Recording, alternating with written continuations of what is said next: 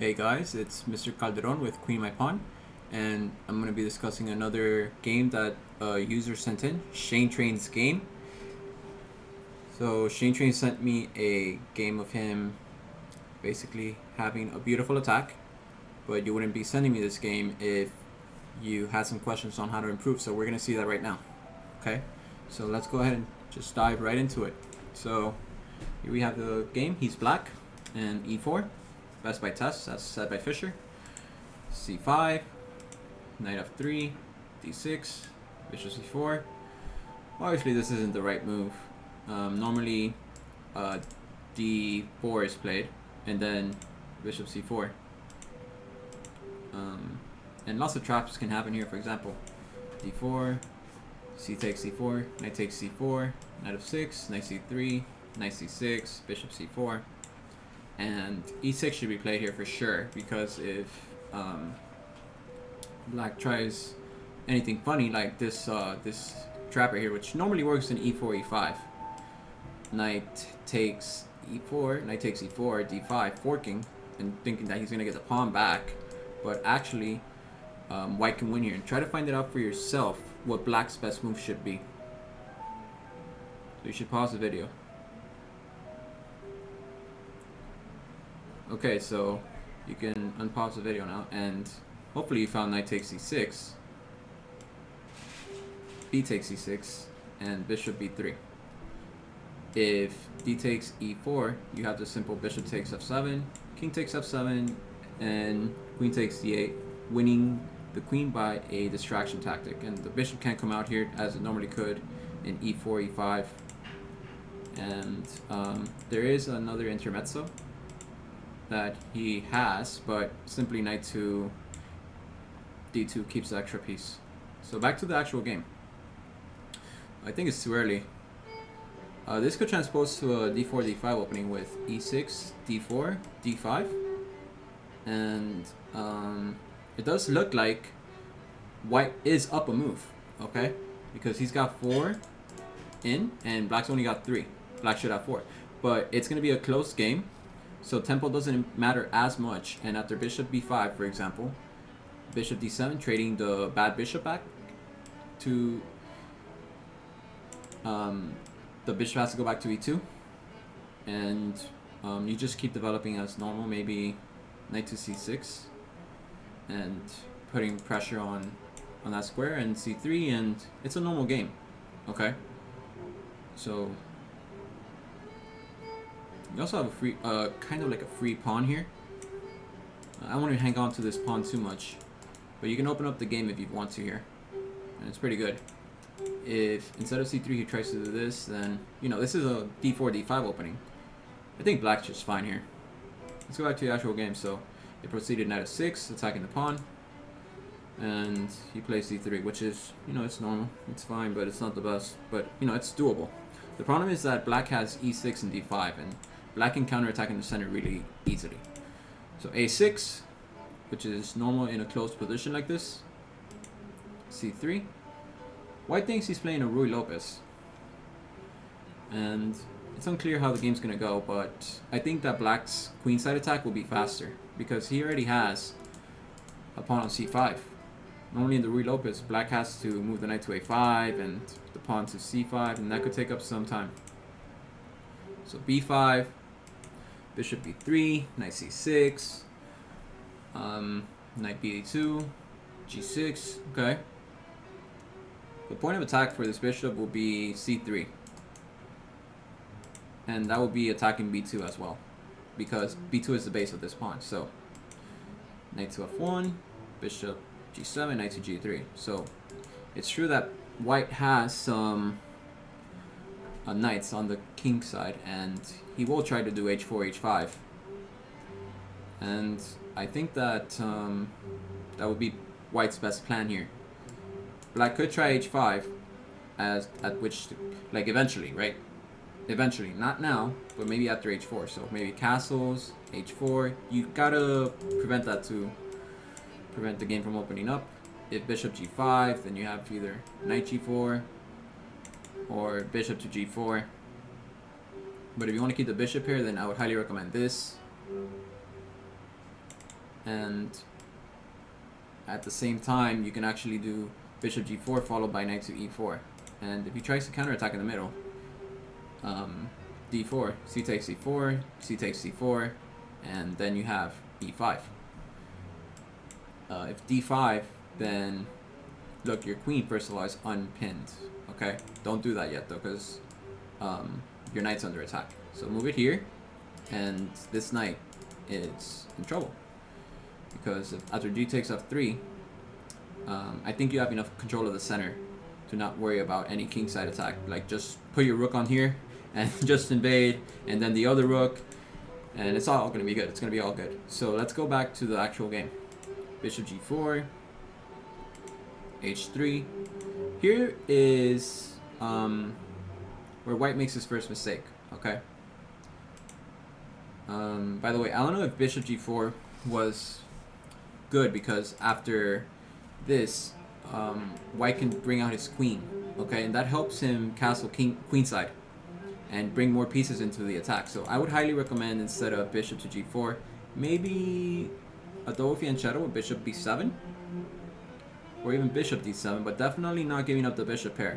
You need the bishop pair for the queenside attack, okay. This could help him develop, but this is a bad move because his queen could have come out here, saving him one tempo, and those tempos add up. It's clear that white wants to castle queenside and attack on the king side with the pawn storm, but this would have saved him one tempo. So that's one tempo. Okay, and now queen d7, bishop g5, knight to a5. I don't know, I think it's too early. But okay, you're trying to get the bishop. So bishop c2, and I think you need to play rook c8 here. So you play d5. Now, I'm not sure about this move. It releases the central tension too early. Like, you're trying to prevent e5.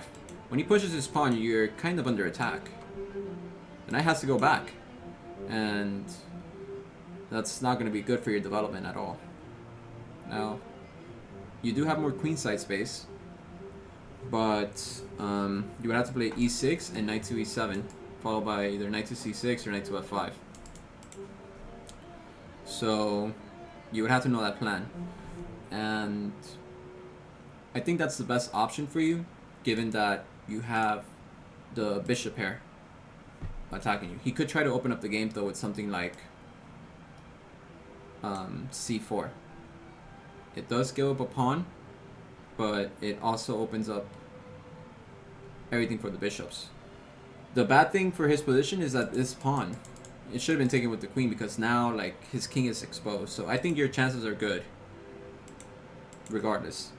An alternative for him, however, would have been queen to e2, which I consider the best move, because this helps him get another tempo. So right now 1 + 1 is 2. We have 2 tempo that white has wasted, and you should take notes of these things. So afterwards, white's game is a mess, because queen to d2, I see a lot of intermediate players do this. They put the queen on the wrong square. The queen's blocked here by its own bishop, and the queen should be on e2 because it can support the e5 pawn push. If this pawn on d5 captures back, not only do you get rid of your own pawn, but he can capture back with this pawn on f3 and do a pawn storm, and his chances are good. So you need a castle, but he can push the pawn now, and you have to go back here, and he can push here. You have to take, and d4, pawn takes, pawn takes. I would say that the position is sustainable for white, because he can now push these pawns. The center is closed enough that he can push this pawn and attack the weakness on g6. So in other words, after queen to e2, this move is kind of it's dubious. So instead of d5, I would definitely castle first and await further developments. Or if you don't want to castle and keep your king here, which is fine in a close position, you should play rook c8. Okay, so it says d4 is a mistake, and that's because after the pawn takes. So let's go back. So d5, queen to d2. I think that the whole point was to make a discovered attack on your knight, right? But you can easily avoid that with something like knight to c6, right? But after this, he can take your pawn. Your knight is hanging. You need to notice these things. I never put a hanging piece on the edge, ever. Like, it could be attacked by the queen too easily. And the knight, it went there to attack the bishop, but the bishop can move away too easily as well. You only play this move, knight to a5, and you need to push c7, c5, like in the Ruy Lopez. So, back to this position. That knight to a5 move was a little unnecessary, and you could have played something like rook to c8 first. Followed by maybe c4, d takes c4, b takes c4, bishop takes c4, and knight to e5. That would have been a little bit more interesting. Let's see the rest of your attack.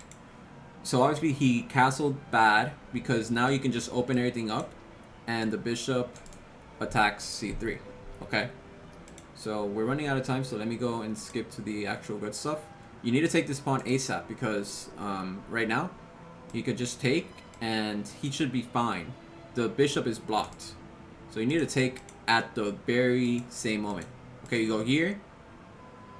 It didn't work, but now you need to take it.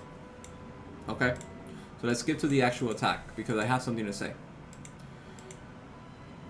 Over here, you need to take this pawn. You should have capture with the bishop to keep the attack going, and then b4, b3 is deadly. So, very good. You probably, well, yeah, okay. You did the right thing there. Okay, that rook sacrifice was to surprise you, which could work in desperate situations, but I don't think he has enough, because you have a lot of control of the dark squares, so he's never going to get a queen here and give you a deadly check. So, I think something more forcing would probably be queen takes. But if you want to keep the queen, that's fine. There you go, you're doing the right things. He has nothing, so you take, and I don't know, maybe just this rook. He takes, and maybe rook here now. He has to go back, maybe here to get out of the discovered attack. Attack the queen. It's over, okay? Notice that this rook is attacked, so that's why it all works out when I go rook to d8. But you need to keep the attack going with those little jabs. So we're out of time, but let's finish the attack. I think simplest was to promote to a knight, or even a queen. What am I saying? He resigned. This is weird because the queen can go here if that pawn wasn't there. So I guess he flagged in a blitz game. Normally I don't analyze blitz games, so please send a rapid game next time. But I think you played it pretty well. You could win a bishop here with the knight, and you know you're winning.